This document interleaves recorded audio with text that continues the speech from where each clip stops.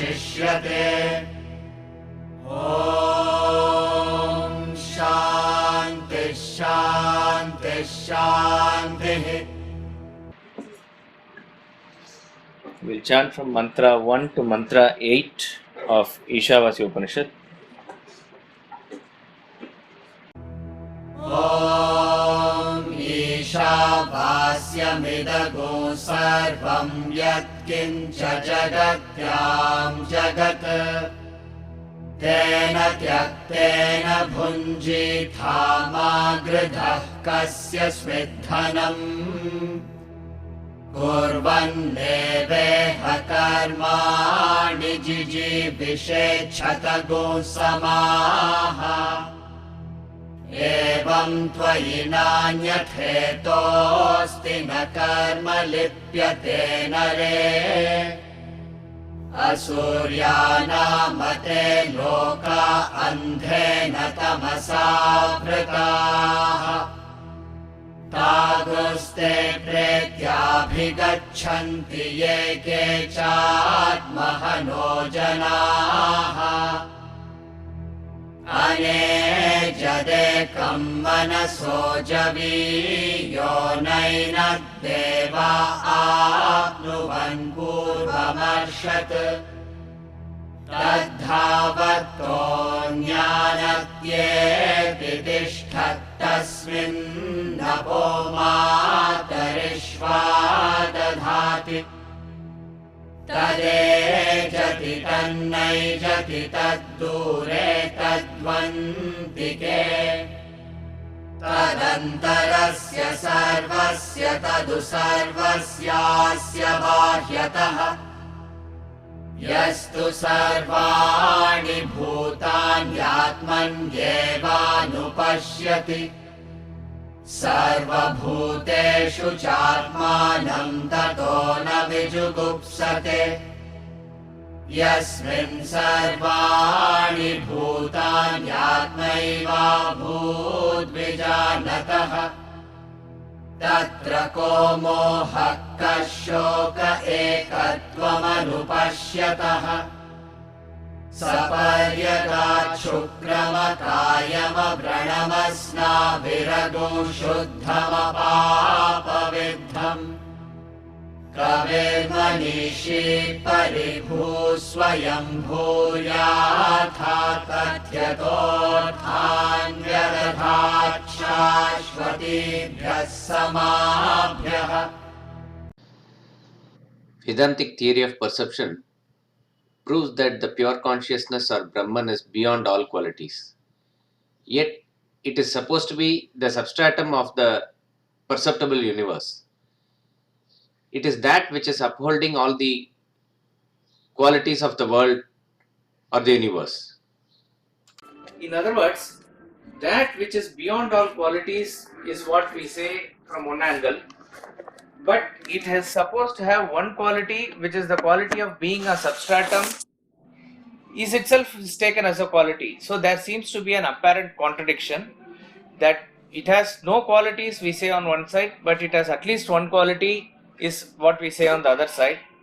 And he says this can be only reconciled by the concept of Maya, which is what that chapter leads to the next. This is probably the ultimate culmination of all Vedantic concepts. This is considered the weakest link of Vedanta by certain philosophers, particularly Western philosophers. But in fact, this is the strongest ground on which Vedanta stands, against which all other things are basically having no locus standi. So Swami Ramtirtha starts by asking this question, or rather asking the question that a layman asks as to what is the cause of this universe? When is this universe formed? Where did it all start? How did it all start? This is the question that comes to many of us at some point of time. And there are some serious seekers who are trying to investigate it. And you can also include scientists in this because they are genuinely trying to find out, with the modern technology that is available, they try to find out what is the center of the universe, if there is a center of universe. and they go in terms of trying to find out as to what is the time period in which universe could have evolved, etc. In fact, every decade or so, the age of the universe goes back by several million years. That is their conclusion. And it is all also scientifically deduced. They talk about the star's life and black hole. We really do not know the exact scientific details of it, but each and everything that they sort of come to a conclusion, it is again put back by in the presence of new evidences that are coming. So they can never, or they are trying to, but they can never fix the starting point. But this question is dealt from a different angle in Vedanta. Swami Ramatirtha says that Vedanta forbids us from asking this question as to when did this universe start. He says there is a fallacy in the question. The question is fallacious. Therefore, he says you have no right to ask this question. It is not from the point of view of that we cannot answer this question. Obviously, he says you can try to give any answer yourself, but you will not be satisfied at the end of the answer yourself. So he says this question that when did this universe start or where did this universe start cannot be asked, because when, which refers to time, where, which refers to space, why, which refers to causation, all these three are part and parcel of the universe. So the moment you ask this question, it's a very deep thought. You have to think probably. Swamiji said when he first read that, he was with that thought for months together. You can imagine. This is something that we may not be able to grasp immediately, but it is not very difficult. But you need to sort of live with this thought, that you cannot ask this question, because when did world start? This question is same or equivalent as when did time start? So if you say time started at a particular point of time, before that, what was it? It is not that a clock started ticking suddenly. In fact, this is the concept of the creation of universe with reference to what Bible and other things say. Certain theories like that are there in Upanishads also, but it is for the satisfaction of the seeker at a very low level. In fact, based on that, a pastor in Ireland put the creation of world on a particular date he gave. I think February 4, 4004 BC. That he put a date, and many of them still believe it.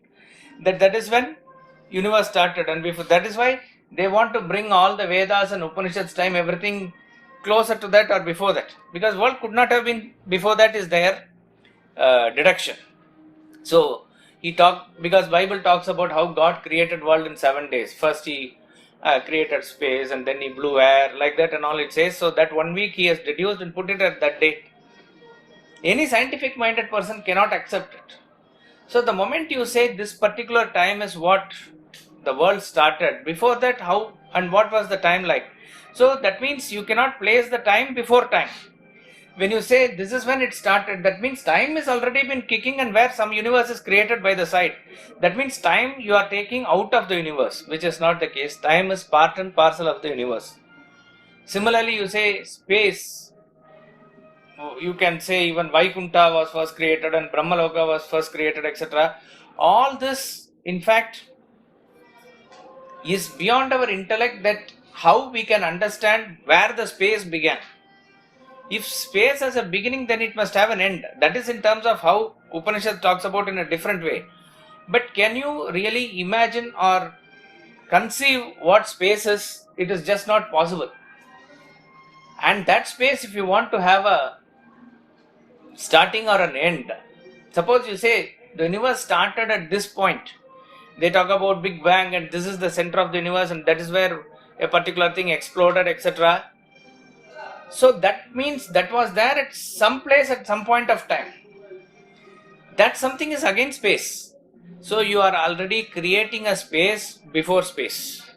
You are trying to create a time before time. Similarly, causation. What is the cause of this world? Cause of this world, you can trace it down to a particular atom or a particular molecule or a particular gene or a particular cell.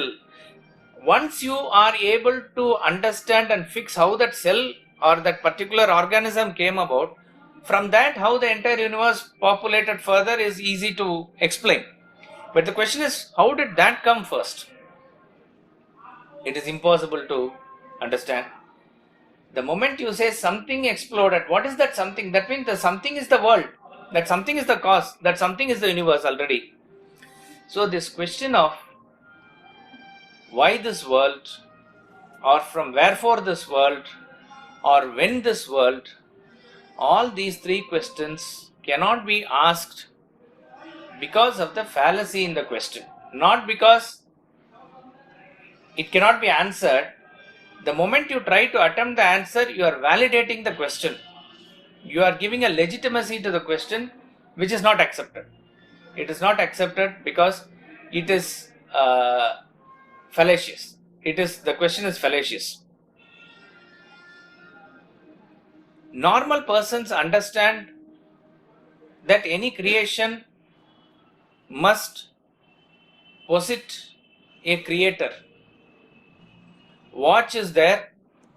If watch is there, there must be somebody who has to make the watch. This watch was in the form of a thought in his mind, which then came out as a object of watch. So that means there is a creator or a karta or a efficient person, efficient cause is there to create this watch. Similarly, when you say pot is there, there has to be a pot maker. There is an efficient person who is there. Therefore, based on that, they say, when you see a world, there is a world maker. That is why, from layman's point of view, you think, okay, this world maker, let him be some Vishnu or somebody who is there. Before the world was made, he is there. He must be sitting somewhere, right? Where is he sitting? Suppose he say Vaikunta or something, that becomes the universe. That is the world. So you cannot posit like that with reference to world. It is easy when you see a watch or a pot which is made out of something which is already there in the world. In the creation of the world, that is not the case. A supervisor went to a class, 7th standard students, and he was asking, if I throw this chalk piece in the air, how much time it will take to fall down? So they calculated it, then so much seconds it will take. If I throw this iron ball, how much time it will take to fall down? They said so and so. Like that he was asking many people. And then finally he asked, if the world were to fall down, how much seconds it will take or how much time it will take? The class was silent. It was stunned. So one intelligent student got up and asked, where will the world fall? So everything falls in the world, but where will the world fall? So he was trying to only make that student think. He was only trying to trick the students. So like that it is. So like that there are various theories of creation. Swami Ramtirtha says that a group of persons are standing in the banks of the river, trying to understand the source of the river, standing there. So they are producing various theories according to their experience and their limited intelligence. So he is saying, you see that mountain there, beyond that mountain is a big giant, and that giant is making water. That is what is this river. Because he says, suppose a boy is doing that in the roadside and it flows like a river, and there are some ants or some small insects which are living. They may even die in their lifetime, but they see that flowing continuously. Like that he says, what is your age? 100 years, 1000 years, whatever be the time. Generations together you could have seen. But this giant is continuing to be there. He is of million years or 2 million years or something like that. Then you cannot simply gauge as to when and how it will start and how it will stop. It is like that. So the river is produced by him. Another person says that theory is wrong. It is somebody who is perspiring, somebody who is having sweat, and that sweat is this river. Somebody saying he is spitting, somebody saying he is throwing water, something. All are giving various theories and fighting with each other to find out what is the real cause of or the source of the river. One person walks to them a little matured, and he says in a very friendly tone that All your theories don't hold any good substance. He says, I have seen the source of the river. In the mountain there is a rock. From the rock the spring comes, and from the spring the water flows down as the river. And I have seen it, he says. These people are ridiculing him by saying that how can water come out of rock? If water were to come out of rock, then they take a stone and produce water out of this. Your theory is very absurd. Our theories are far, far better, is their argument. That person says that water comes out of the rock is truth. I may not be able to tell you why the water comes out of rocks. You can ask the rocks yourself. But all that I can say is, you come along with me, shoulder to shoulder, I will take you to the source. You have to see the source yourself. Only then you will be convinced. It is exactly this is the approach in Vedanta. Various theories are given in various forms to satisfy a genuine seeker's mind at various levels of his evolution. Noah's Ark is a theory given, I think, in Bible. That is also a theory, that there are 2 giraffes and 2 elephants and 2 hippopotamus or 2 lions, 2 tigers, man and woman also 2. Like that it was saved, where everything else is destroyed. From there the universe was created. It's a very beautiful theory. It only means from Vedantic point of view that the world is made up of pairs of opposites, from where the world is formed. That is the meaning here. Now the question is, where did that 2 come from? If you ask, no, don't ask that. It is like saying Adam and Eve is the father and mother of all. From there only entire population came about. Okay, but where did Adam and Eve came from? Don't ask that. It is like our Manu and Shatarupa. It's like that. They are just created by God. That God is a X factor, there you posit, then beyond which you cannot question anything. You just cannot question. So, these theories are to satisfy seekers' real inquisitiveness, to make his mind calm, because certain seekers were really agitated as to this question. So, for temporarily a solution is given, but it is always encouraging them to deeply seek further and know the truth themselves by experience. Remember this always. Even classes like this or anything for that matter, truth cannot be established by intellect. A person, you have a particular set of ideas with your intellect. A person who is superior to you in intellect can come and overpower your intellect with his arguments, with his stronger logic and reason. If a person who is a superior intellect to him comes, his arguments go away. That is why we have found various schools of thought, Buddhism or Vishishta Advaita and Advaita and various schools of thought, how they are able to overpower each other at any one point of time is because of the strength of the arguments of the intellect of that person who is following that ideology. If intellectually you are not able to understand it, you will reject it. You will have your own theory about it. So Adi Shankaracharya re-established Advaita Vedanta. After that everything should have been stopped. After that no more any further thinking or arguments should have arisen. But Ramanujacharya boldly came out with questioning the existence of, he posited the existence of God with form, and he re-established Vishishta Advaita. After that everything should have been solved. But no, Madhvacharya came and proposed a completely different Dvaita. After that, no, Chaitanya Mahaprabhu came, he said something. Now, we may not be able to understand the intricate arguments in all these things, but each of these followers swear by their master because of their experience. Whether it is Madhvacharya, Ramanujacharya, Krishna Chaitanya or anybody for that matter, they have reached the self and that was being expressed through them. People were able to feel it according to their level. But there was no doubt in their minds that the master has reached that supreme, and that supreme is the point from which he is speaking. That is the experience. That is the experience of Swami Ramtirtha, Ramana Maharshi or Paramahamsa or anybody for that matter. So therefore, we have to remember that quibbling with the intellectual arguments and going round in circles at one point is not going to take us anywhere. Leave aside all those things. Of course, we need to understand, but then leave aside all those things and get into the sadhana, which is the integration of head and heart in bhakti and in jnana, and then do your karma. That will slowly take you towards there. Then you will plunge into meditation once you have reached the state of renunciation. That will reveal the truth to you. This is the way.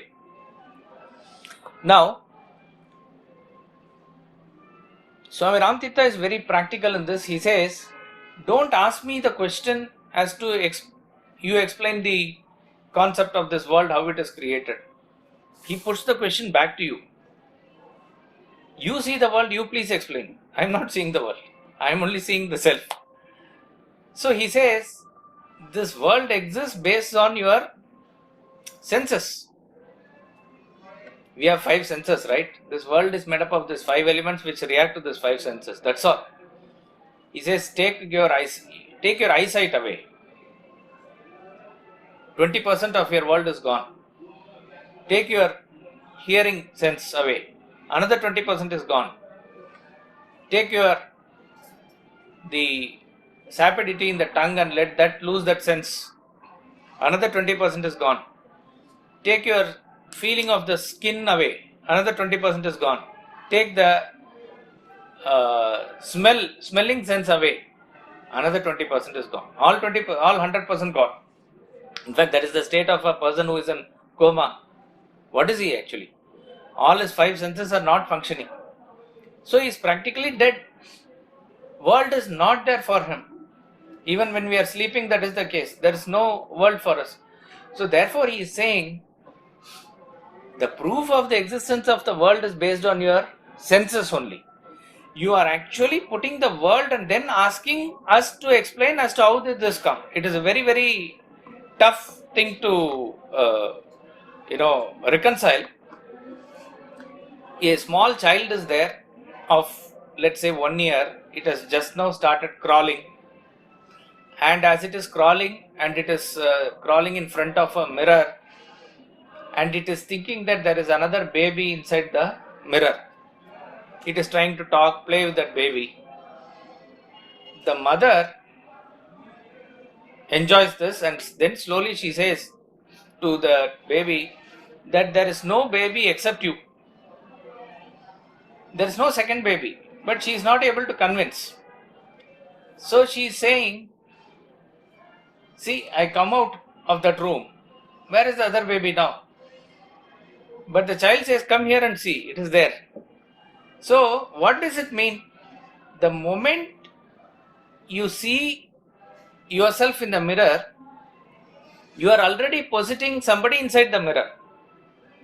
When you turn back from the mirror, you have no right to posit that there is somebody inside the mirror independently operating.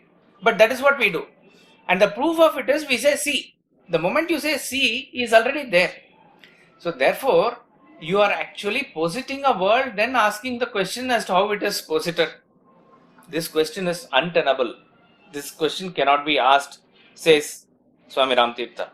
Take for example the known experience of dream. In the dream also, there is time, there is space, there is causation. However hazy it may be, it is there. Just think about it.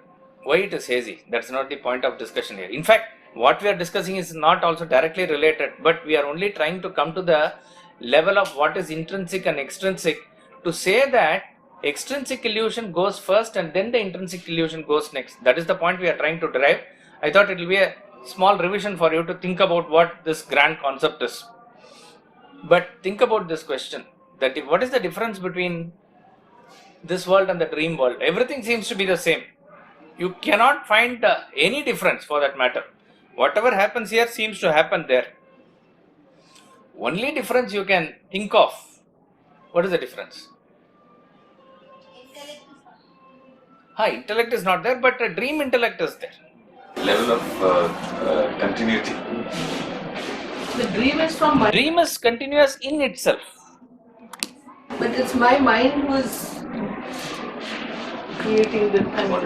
Right. governing the dream. Okay. Is the master of the dream. Right. So, imperfection is this. There seems to be some sort of an imperfection in that dream world. It is an influence of your waking state. I mean, your Mind state. yeah, it's like the waking state. It's like whatever remnants that you have, that is what you take forward in your dream. yeah, that comes out in dream as undigested thought. It comes, but what you see there when you are experiencing it is so real. But as somebody said, yeah, huh? It's not very clear. But if you are able to that is because almost last portion of the dream when you wake up, it might be that you are remembering, and that too if it is a strong impression. In fact, Swamiji says, if you are able to remember the dream vividly when you wake up, as you are dreaming, as when you are dreaming how real it was, like that if you are able to remember when you wake up, you will instantly become very philosophical or even realize the self, he said. Because you will not be able to stand the contradiction of what it was so real and now it is not real. You will not be able to really stand that contradiction. We are able to because nature helps us forget then and there. We don't even remember. Swami Ramakrishna Paramahamsa says the dissolution of dream is as quick and as swift as a salt doll which is immersed in a salt water. In ocean, let us say, you are inside the ocean and you see the doll is being immersed. And somebody is asking, do you see the doll? The legs. Before the legs you see it is dissolved. Before the tail you see it is dissolved. Before the body of the horse you see it is dissolved. Before the head you see it is dissolved. Where is the doll? Doll is not there. Doll was there before, beyond the surface, but when you immerse it, it is gone. Like that, he says the dream is gone. The only difference is, as somebody said, when you wake up, you understand that the dream was hazy. The time, space and causation is somewhat in a disorderly fashion when compared to this world. That's the difference. When you compare to here, it's very pakka and very solid. It is, the movement of the sun or the moon or earth, it's all very fixed. And the space, you travel from this Bombay to Kolkata in so much time, means it will take that much time. In flight, this time in train, this time in time. Similarly, so much of gold bar will produce so much of pure gold, means that when we went to South Africa, we were amazed. 1 ton of rock produces 4 grams of gold. That is what is the mixture.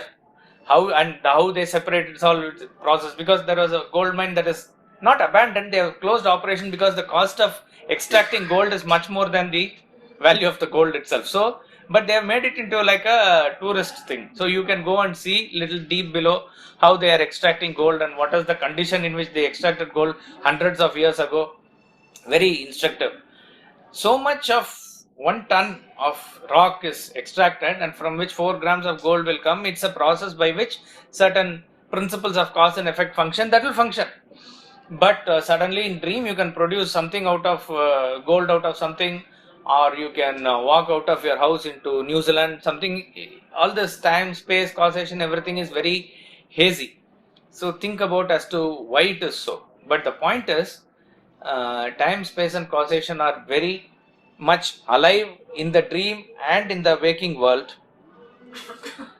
When you wake up, you understand the entire dream world was a illusion. Now, not at that time, because you cannot spot where the dream is now. But it was so real at that point of time. That is why we use the word mithya for the world, not really maya. Maya is something, a term which cannot be explained at all. But mithya is a term which means from the angle of experience it is there, but from the angle of the reality it is not there. That sort of a position is called as mithya. Mithya is the correct word. If the subject in the dream was real, if flood was coming in the dream, he will not be afraid. he knows that it is a mere figment of imagination, and he will be happily sitting there knowing that he is the reality. That is not the case. The subject runs from the flood, or he is drowning in the flood, or running away from the fire. If the object in the dream were true or real, that flood water would have wetted the bed in which you are sleeping. The fire would have burned the body of the waker who is sleeping, or the bed. That is also not true. Both the object and the subject, both of them dissolve as both of them appeared simultaneously in the dream when you wake up. So therefore, it is a food for our thought that if the dream world is something like this and we understand upon waking up, can we not put a question mark on this world also like that? It is just a thought. As far as we are concerned now, this is very real. What we must also understand from the dream example is the problem of the dream cannot be solved within the dream.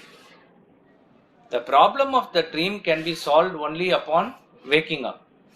Similarly, the problems of this waking world can be solved only upon waking up to reality. There is no other way. The problem of the dream cannot be solved with the dream intellect. The problem of the dream can be solved only upon waking up. Now the question arises that why do the great masters say, you have lost your identity, please wake up, please wake up. This is the only call that they say. All the great masters, wake up is the only call. Swami Vivekananda onwards, the Upanishad says, he quotes the Upanishad says, Uttishtata Jagrata. Wake up, arise, awake. This is the call of the Upanishad, this is the call of all the masters. Why? They say you have lost your identity. Then again, as a seeker, you ask this question, how did I lose myself? How did I lose myself? What is the answer? Ignorance, because of the ignorance, and you identify with the You never lost yourself. non-essentials instead of the essential. Wrong identification. Sorry? Who you think you are at that? Which point? Suppose the master understands that you do not know your original nature, and that is why he is saying that and you are not able to identify that you are that. So that is the reason that you are confusing and you are Asking this question. So you lose How? yourself because, Tell me. you lose yourself because you identify yourself with the body. So that is the reason why you. So the body appeared after you lost yourself or before? Right now you are identifying with the body, but you lost yourself earlier. Before that, body was independently operating. So it's not a body. It's not a Huh? Senses. Where was the senses there? This question. when you identify yourself with your manifest self. How did I lose myself? Is again the same question as the original question. It is a fallacious question. It is a fallacious question. Why? It's always there. You always there, so then how can you, when there's nothing before that, so how can you lose it? How do I suppose the master says to the student, how did you lost yourself to wake up? So he is asking, why did I or how did I lose myself? It seems to be a genuine question. But again, he says, go and think about this question. How did I lose myself? Go back to that known example of dream. Suppose if a guru from this world, suppose I am entering your dream world. Imagine that it's not possible, but I as this person I am entering your dream world. And in the dream world you are having various problems. I only say only one thing, you have lost yourself, you are not this, you are somebody in Alipur who is sleeping, peacefully, you have a lot of money, you have a lot of knowledge, everything is there. All that you need to do is just wake up. Then you genuinely ask that question, how did I lose my identity? So, when he uses this term I, how did I lose my identity? What is he referring to as I? The dream. Dreamer or waker? When he is got up and is asking, then he is the waker. When he is got up, where is the question?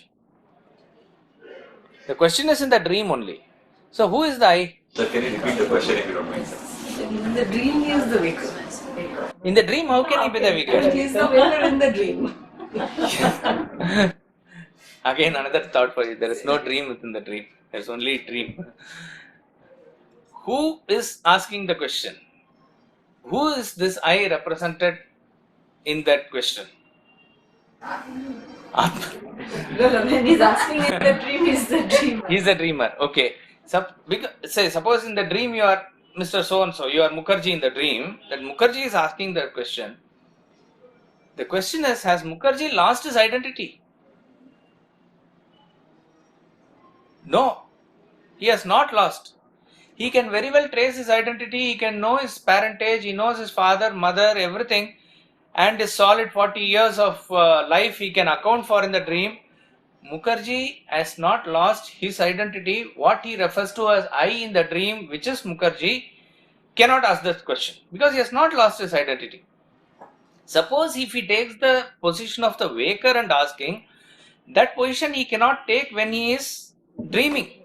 He does not even know, and when he is established in the waking state, which is after waking up, the questioner, guru, everybody dissolves. There is no question. So the question is fallacious when you ask as to how did I lose my identity. So then the next question asks, the student asks is, how did the self lose its identity? I will not bring I. I is the problem, which is the identity you are asking. How did the self, you are saying the supreme self, that is what the infinite self that you are. How did the self lose its identity? To which the master is saying, the self has never lost its identity. The infinite self, The knowing principle itself is the one which actually takes you through these. No, takes you through this, but the point is whether has it lost its infinite self or not. It has not lost its infinite identity anytime, not even for a split second.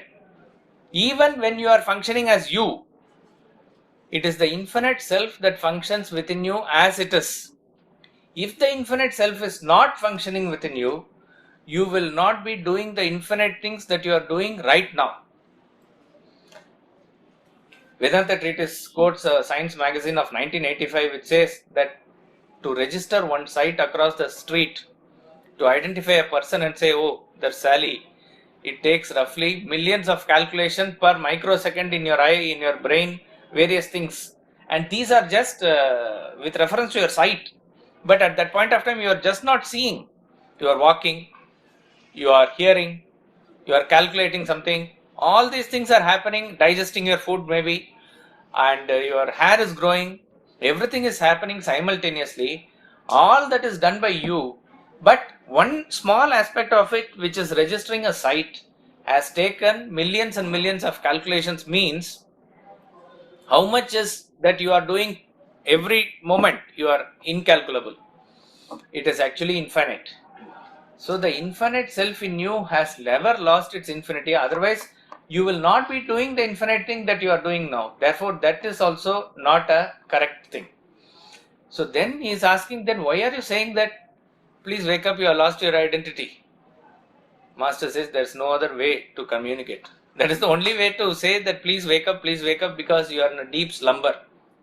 You do not belong to where you think you belong to.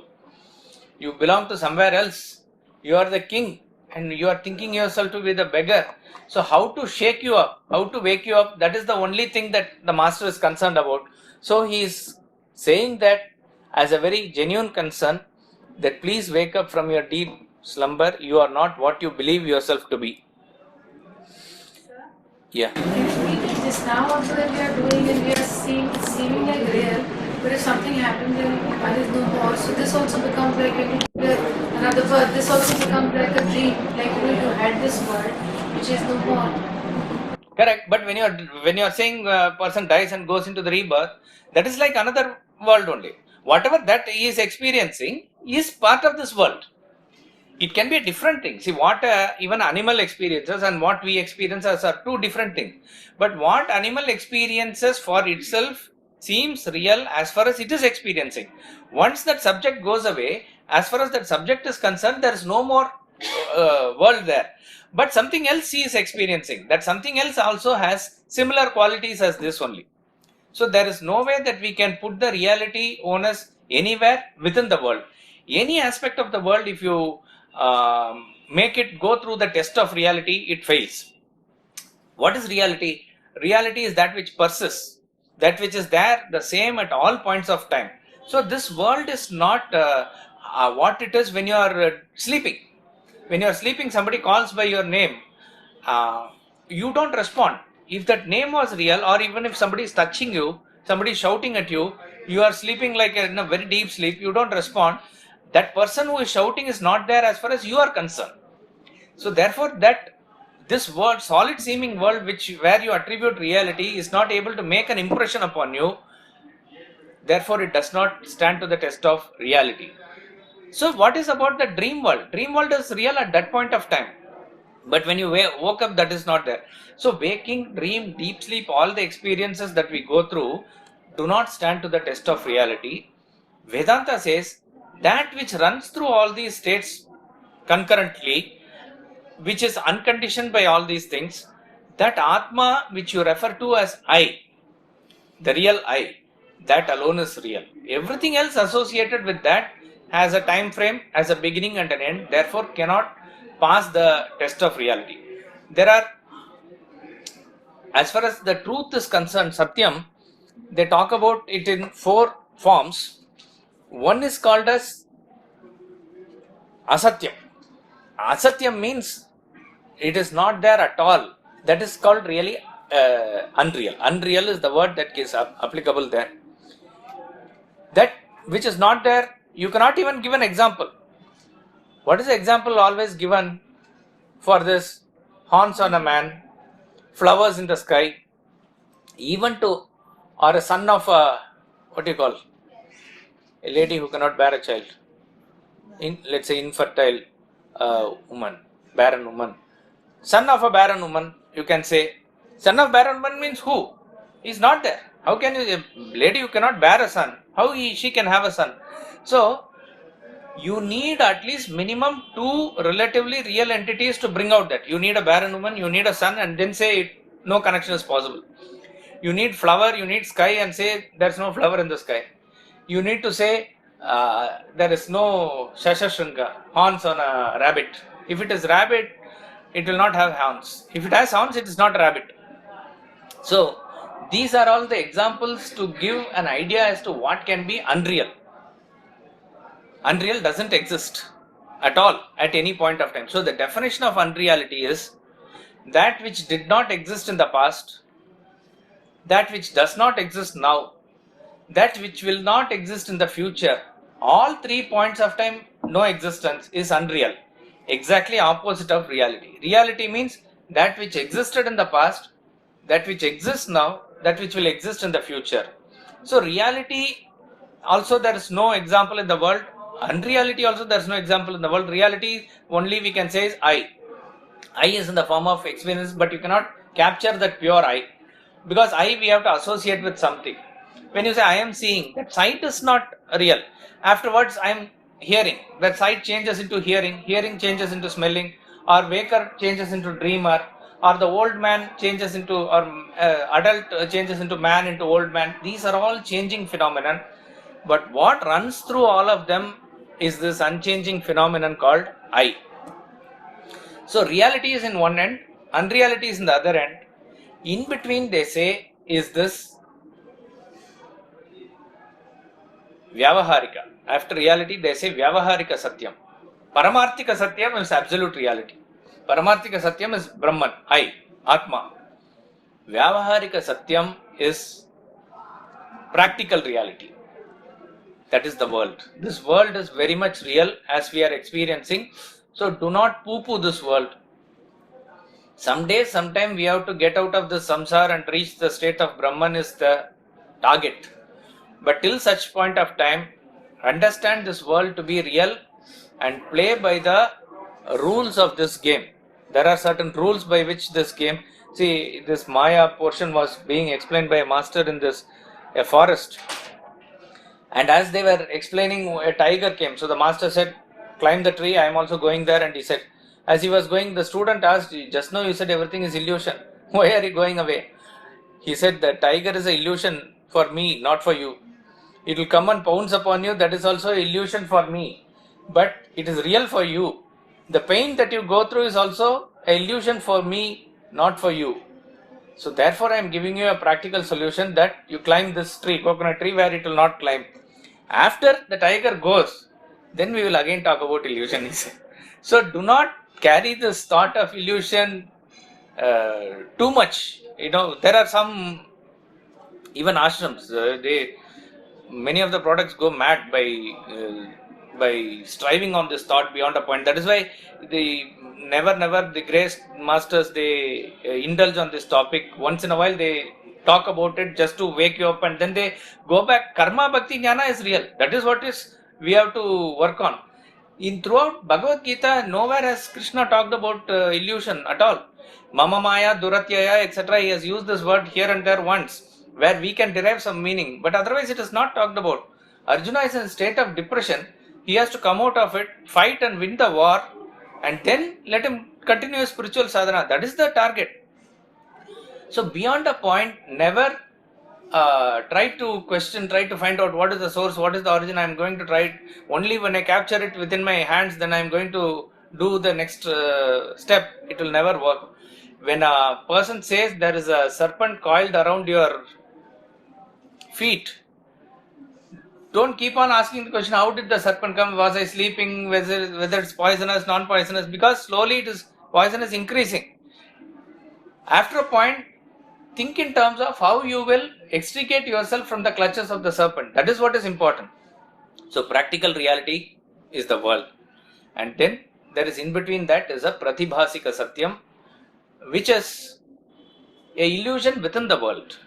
When you see a snake instead of a rope, when you see a elephant instead of a boulder, when you see a ghost where there is a post, or you see some silver where there is an oyster on the seashore, and you think for a moment that you are rich by seeing that. When you go there, it is not there. It is pratibhasika. In fact, pratibhasika is also very practical reality as far as that point of time is concerned. But it is within the world, giving us an examples. Once you reach the reality, the world fades into a illusory concept. Only then. That is why a jnani is able to understand that as Maya. But a bhakta is able to appreciate it much better in the form of a Leela. Both are same. Leela means play of the God. Play of the God means you cannot ask why. Suppose a friend comes and taps you friendly way like this on the head. Why did you hit me? You can't ask that question. Because it is just fun. It is just a play. It is just a game. There is no why in that. Similarly, a bhakta is able to see the world as it is, as a play of Lord. Whether he is in a poverty, whether he is in opulence, whether he is in a good shape, bad shape, everything, whether there is something happening, dharmic, adharmic, everything he is able to see as a Leela of the Lord. He is able to get over that. A jnani sees it as Maya and he is able to get over that. Whichever way you are able to gain that objectivity, use that knowledge for that. Nothing else. This has to be understood that way. Sir, Yeah. sorry. When we talk about the dream world, and we talk about the sort of the imperfections, the haziness, and we are saying, on the other hand, we talk about Brahman never having got lost or slipped. Then we can think that this whole thing is working immaculately because it is his thoughts or his dream. that thought can arise. Correct. But as soon as that happens, then the challenge is the duality sets into you. Because we start thinking of ourselves as part of these thoughts. It is not as soon as this understanding comes, as though before that you are in Advaita, you are speaking. You are in duality. Already you are in plurality and duality. This is just a understanding that what has been created is you as a waking subject. You have no role to play in this creation of this universe independently. Because your independent creation was your dream, and we know how greatly you did it. That is very much proven that it can be anything hazy based on your thoughts, your desires, everything happens there. But here there is a perfection, so very clear that it is not part of our intellect. That is the point of connection. Sir, any action done by doing the dream doesn't have any impact on the karmas. Yes. So that it is what is illusionary. So why are our karmas action having an impact on our vasana and karma that we carry forth? If at all this world is illusion. Then your karma is also illusion. Why do you give reality to the karma? Karmas are illusionary, why should it impact my future birth? Sorry? Why should it impact my future birth? Because the karma is bad or good. That decides my... Correct. If the karma is real, your future birth is also real. If the karma is illusionary, the fruit of action is also illusory. You cannot take one as illusion and another as real. You are saying my karma is illusion. It is like exactly same like that person saying. If my karma is illusion, so the impact of karma also is illusion. Illusion, correct. Your future birth is as illusory as your karma. The karma is solid and real means we have to go through that future birth which is very real. That is why we say the tiger is real for you. So the pain will be real. So as far as it is real now, we need to take steps to get out of the karma. So you do the proper karma, all those things is the... So what is really important is the sadhana. That is why the sixth mantra... See, Ishavasya Upanishad is very clear. Unless you see all persons, all the beings in you and you in all the beings, there is no way to salvation. Not only Ishavasya, all the Upanishads reiterate this. It is only the...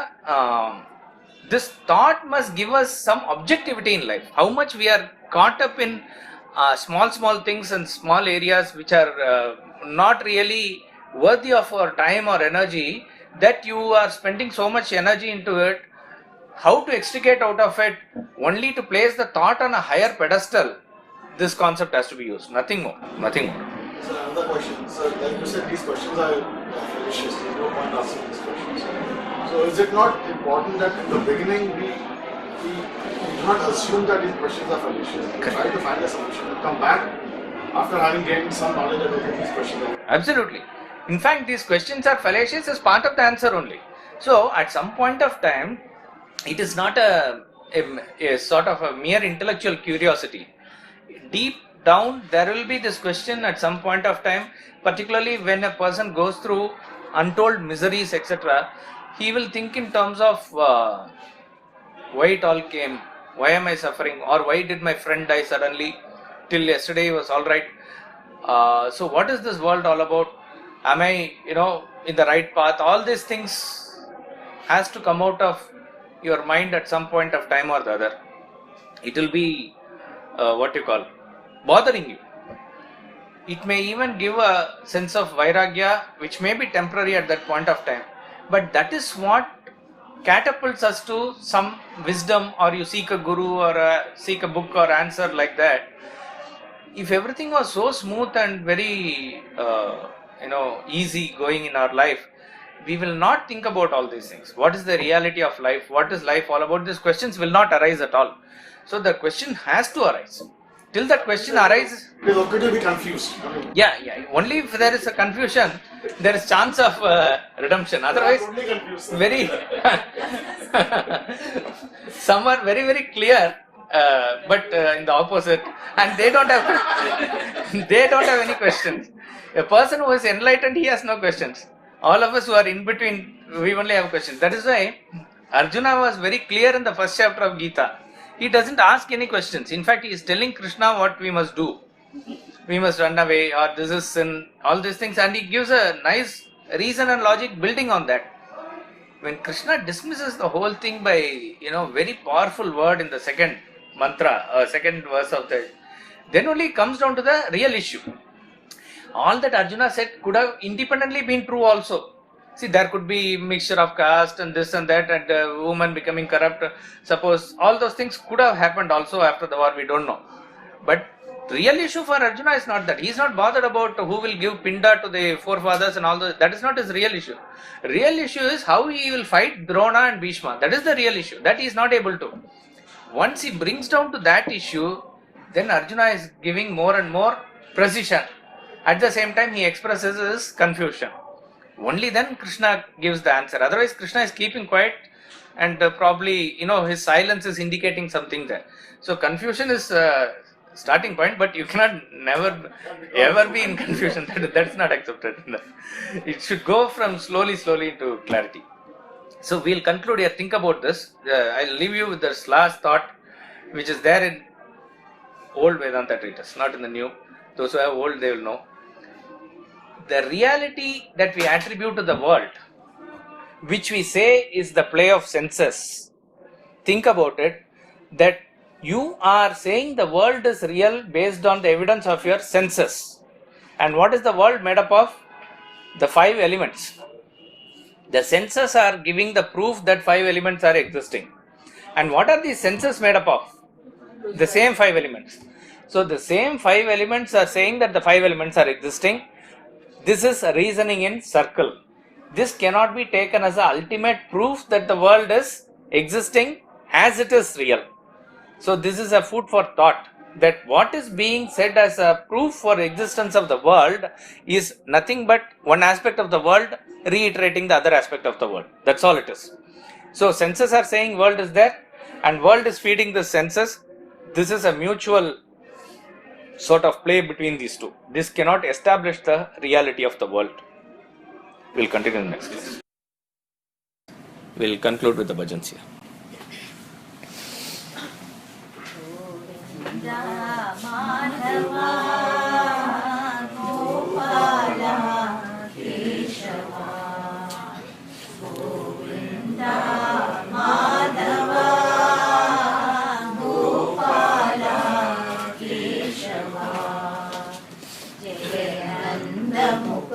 Ananda Govinda Radhe Gopala Jayananda Mukunda Ananda Govinda Radhe Gopala Govinda Madhava Gopala Keshava Govinda Madhava Gopala Keshava Giridhari Giridhari Jaya Radhe Gopala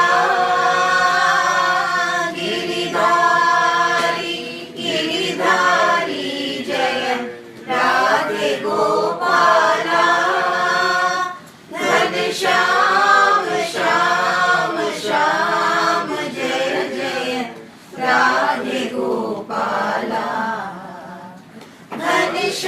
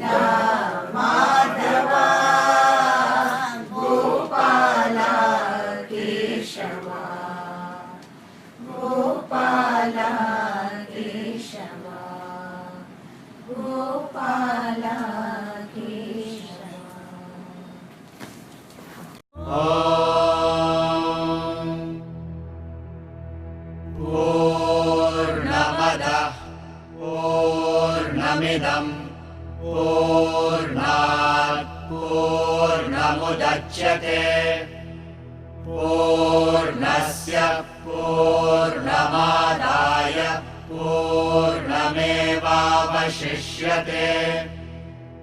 ॐ शान्ति शान्ति शान्तिः